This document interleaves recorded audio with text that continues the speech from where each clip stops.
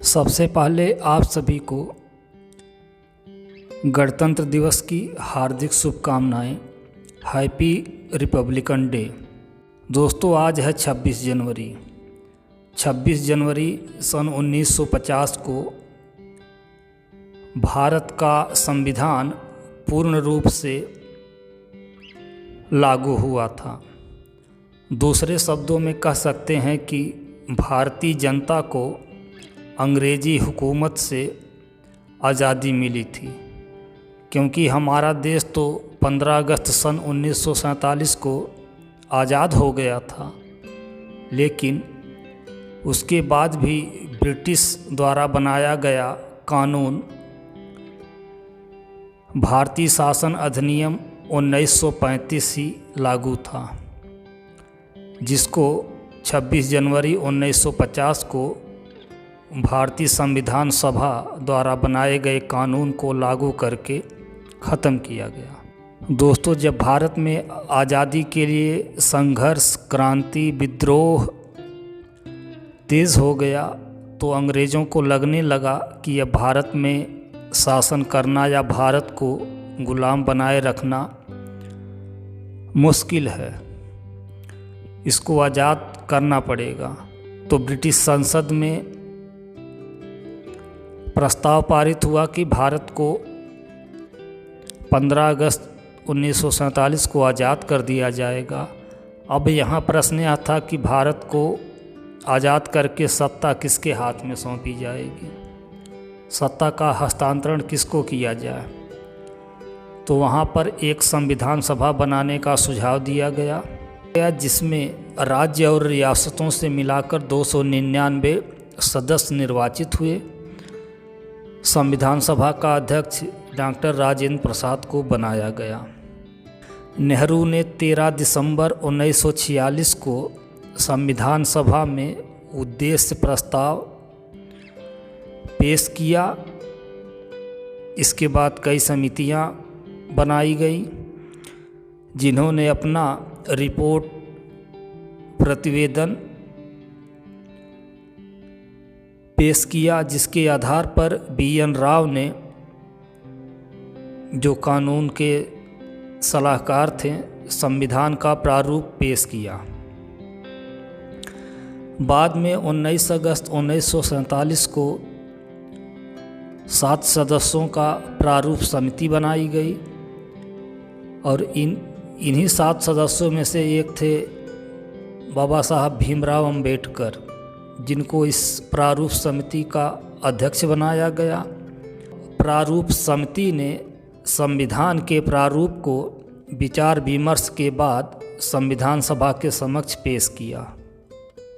विधान सभा ने उस पर 4 नवंबर 1948 से 26 नवंबर 1949 तक विचार विमर्श, बहस और संशोधन किया।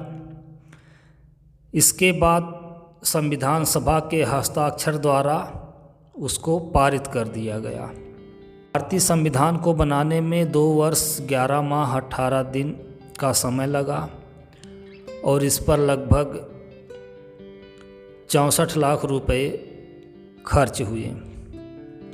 संविधान को लिखने का कार्य प्रेम बिहारी नारायण रायजादा नामक एक प्रसिद्ध कैलीग्राफर ने किया। तो भारत का जो संविधान लिखा गया है उसमें कई देश के संविधान से भी कुछ बातें ली गई हैं। इसमें प्रमुख देश हैं America, Britain, Ireland, Australia, Germany, Canada, दक्षिण अफ्रीका, रूस, जापान और फ्रांस। और दोस्तों, दूसरी एक बात ध्यान देने योग्य है, भारतीय संविधान में वैसे तो 22 भाग, 395 अनुच्छेद और उस समय 8 अनुसूचियाँ थी, लेकिन वर्तमान में 12 अनुसूचियाँ हैं।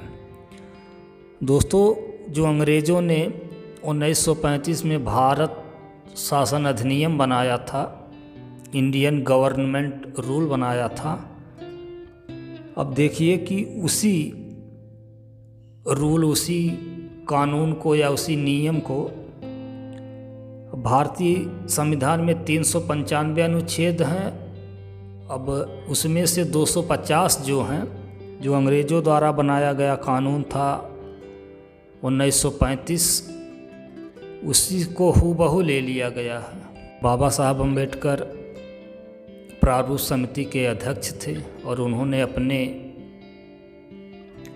कुशल नेतृत्व में संविधान बनाने में काफ़ी योगदान किया है और प्रशंसनीय कार्य किया है। ऐसा कह देना कि भारत का संविधान बाबा साहब अम्बेडकर ने लिखा है, यह उस समिति और सभा में शामिल सभी सदस्यों का अपमान होगा, क्योंकि सबने संविधान को बनाने में अपनी अपनी भूमिका निभाई है। भी आपसे कोई पूछ ले कि ताजमहल किसने बनाया है, तो आप सीधा कह दोगे कि शाहजहां ने। क्या शाहजहां ने ताजमहल बनाया है? भाई, उसका इंजीनियर तो उस्ताद अहमद इंसा खां था और कई मजदूरों और मिस्त्रियों, हज़ारों मजदूर मिस्त्रियों ने मिलकर उसे बनाया है। देखिए संविधान लेखन के बारे में डॉक्टर भीमराव अंबेडकर साहब खुद क्या कह रहे हैं। मुझे जो भी श्रेय दिया जा रहा है वो मेरे अकेले का नहीं है। इसका कुछ हिस्सा जाता है सर BN राव को, जो कि हमारी इस सभा के संवैधानिक सलाहकार हैं, जिन्होंने ड्राफ्टिंग कमेटी के विचार करने के लिए संविधान का कच्चा मसौदा तैयार किया। इस श्रेय का कुछ हिस्सा उस ड्राफ्टिंग कमेटी के सदस्यों को भी जाना चाहिए। तो दोस्तों, यह थी भारतीय संविधान से संबंधित कुछ बातें। फिर से आप सभी को एक बार गणतंत्र दिवस की हार्दिक शुभकामनाएं। Happy Republican day. जय हिंद, जय भारत।